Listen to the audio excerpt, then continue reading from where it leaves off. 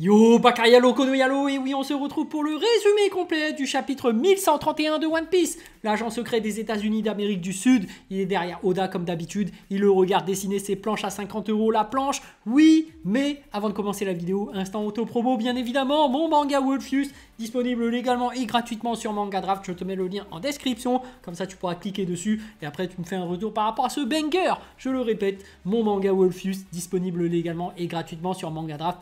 Mais on va regarder le chapitre 1131, le résumé complet de One Piece, tout simplement. Donc let's go, c'est parti. Il faut savoir qu'Oda, voilà, il est seulement payé 50 € la planche. Donc là, il a du mal à survivre.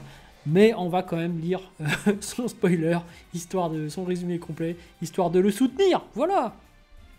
Bref, le titre, c'est toujours Loki du monde souterrain. Ok, le chapitre commence là où le précédent s'est terminé. Luffy est très heureux de savoir qu'il est enfin à Elbaf.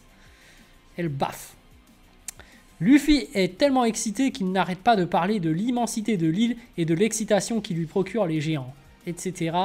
Loki essaie de parler lui aussi, mais Luffy ne lui laisse aucune chance jusqu'à ce que Loki se mette en colère. Ah là là, Luffy qui n'écoute pas. Silence, je te parle. Loki pousse un cri puissant qui effraie les loups de la région. Ensuite, nous pouvons voir la présentation du personnage Loki pendant qu'il parle à Luffy, qui est maintenant sur le dessus de la jambe droite de Loki. C'est vraiment un géant, donc voilà. Prince maudit d'Elbaf. Loki, prime spéciale émise par le gouvernement mondial, 2 milliards 600 millions de berries. Putain, il est vachement balèze. Il n'a que 400 millions de moins que Luffy, hein. Attention, ça veut dire que Luffy, il y aura peut-être des difficultés contre lui s'il se libère et s'il combatte. Donc Loki qui dit « Je suis le dieu soleil ». Bon, non. Alors Loki, on sait très bien que c'est pas le dieu soleil. On sait que Thor, c'est le dieu des éclairs, mais Loki, c'est la fourberie. Bon. Le dieu soleil qui a été transmis dans ce pays ne parle pas sans ma permission. Humain, maintenant dis-moi, que penses-tu de l'état dans lequel je me trouve ? Luffy qui répond « Qu'est-ce que j'en pense ? Bah t'es capturé !» Très observateur, mais personne ne souhaite être immobilisé, n'est-ce pas ? Comme eux tous, si c'est possible. J'aimerais être libéré, moi aussi, Roddy. Et Luffy qui dit « Je suis Luffy, pas Roddy !»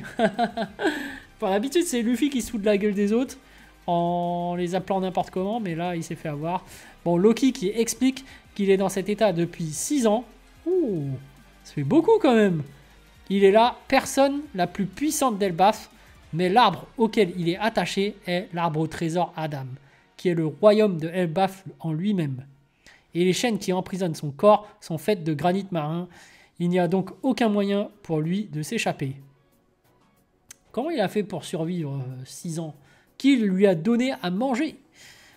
Loki qui dit « Faisons un marché. Luffy, tu es un pirate, n'est-ce pas ? Trouve une clé dans le village d'en haut et libère-moi, puis j'écraserai l'équipage de pirates que tu veux pour toi. » Que tu veux pour toi.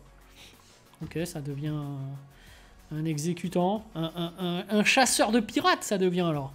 Loki dit que cette terre enneigée s'appelle le monde souterrain et qu'elle est là à la fois la prison et le lieu d'exécution des géants. Les géants qui ont commis des crimes sont forcés de descendre ici et personne n'ose s'en approcher à cause des bêtes qui peuplent cette forêt. Okay. Loki qui dit « Je ne sais pas pourquoi tu viens dans cette chaîne de montagnes enneigée, mais vous feriez mieux de vous méfier des bêtes qui s'y trouvent. Chacune d'entre elles est le roi d'une montagne, et mes amis depuis que je suis enfant. » Ok, mais bon, après, Luffy est niveau Yonko, hein. Qu'est-ce que tu vas faire? C'est pas des petits animaux qui vont le faire peur. Dans une double page incroyable, de nombreuses bêtes géantes sortent de la forêt et entourent Luffy. Il y a 5 bêtes, un ours polaire, un gorille, un loup, un serpent et un mammouth. Quelques humains sortent également. Après, c'est vrai que les animaux, Luffy avec Rayleigh s'est entraîné avec des animaux, donc il a l'habitude normalement. Bon là, ils sont dans l'île des géants, c'est des animaux géants, ok, pourquoi pas, mais bon, après c'est niveau Yonko, hein. Ils semblent être les subordonnés de Loki. Ils portent des masques à gaz qui leur couvrent le visage et des peaux d'animaux pour se protéger des bêtes. Luffy est très calme lorsqu'il voit les bêtes. Luffy qui fait « Cette sensation me ramène en arrière ». Loki qui fait « Si tu oses me désobéir, ces types ne resteront pas immobiles ». Bah oui, ça lui rappelle, ça le ramène en arrière parce qu'il a vécu ça avec Rayleigh. Bah oui. Soudain, Luffy maîtrise toutes les bêtes d'un seul coup, ce qui choque Loki et ses subordonnés. Luffy saute ensuite sur la main du gorille et toutes les bêtes le regardent d'un air amical. Les subordonnés de Loki qui disent « J'espère que ce type ne nous fera pas tomber dans les pommes, comme lorsque Shanks le Yonko est venu ici. » Et Luffy qui dit « Vous avez dit Shanks ?»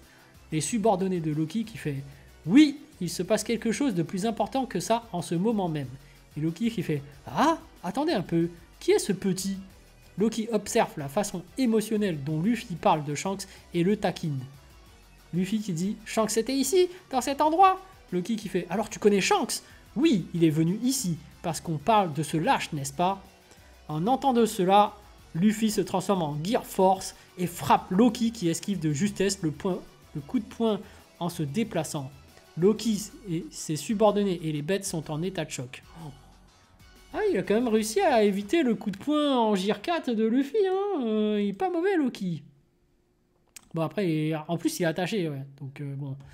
Les subordonnés de Loki qui font « Kia, Loki-sama !» Loki qui fait « Wouah, espèce d'imbécile, attends, je plaisantais, je ne faisais que plaisanter. » Luffy qui dit « Ne redis pas ça !»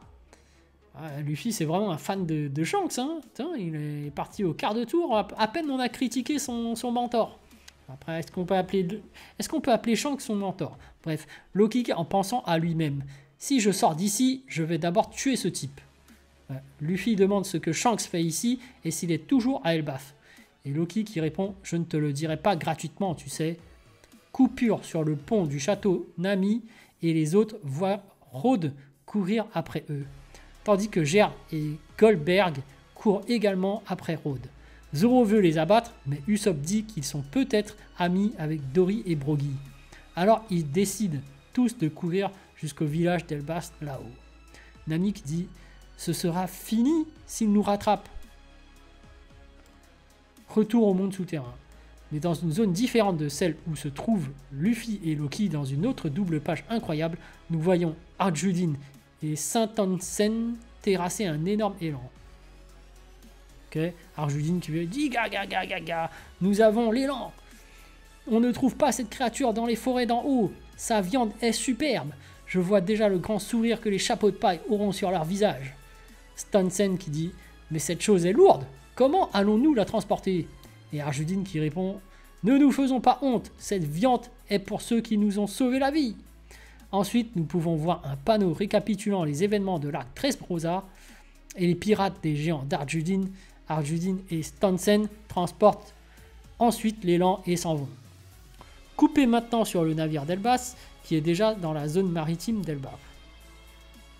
Brook, ça fait longtemps Brook, coupe les cheveux de Robin à sa demande. Brook qui fait « Comment ça va, Robin Swan ?» Est-ce qu'il veut voir sa culotte? Enfin bref, c'est la première fois que je coupe les cheveux d'une femme. J'ai été très nerveuse, mon cœur battait la chamade, même si je n'en ai pas. Youhou! Attends, youhou! Lilith qui dit « Kia, tu n'as pas de cœur, ce n'est pas du tout scientifique. » Ah oui, c'est vrai que Lilith est avec eux. Bonnet qui fait « Trop mignon, Robin !» Frankie qui fait « Oh, cette coiffure me rappelle des souvenirs. » Jinbei qui fait « Ça te va bien. Bravo, Brook. » Puis nous voyons un gros plan de Robin et nous découvrons que Brook a coupé sa... Ah ouais, sa frange. Donc Robin revient à sa coiffure d'avant l'ellipse. Ok. Donc, nouveau cara design, en gros. Robin qui dit « Parfait, merci Brook. » Brook qui fait « Yo ho ho, heureux de l'entendre. » Broky qui fait « Oh, je vois, c'était les cheveux que tu avais quand tu étais avec Saul, n'est-ce pas ?» Ça veut dire que quand elle va retrouver Saul, oh, il y aura le flashback et... Ok, il y aura un moment émotionnel là. Bref, les retrouvailles. En plus, avec la même coupe. Pourquoi pas.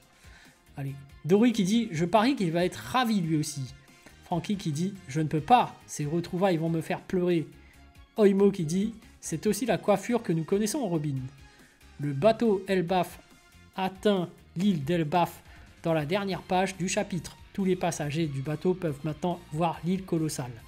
Les géants, le brouillard s'est dissipé. Voilà notre île. Atterrissons.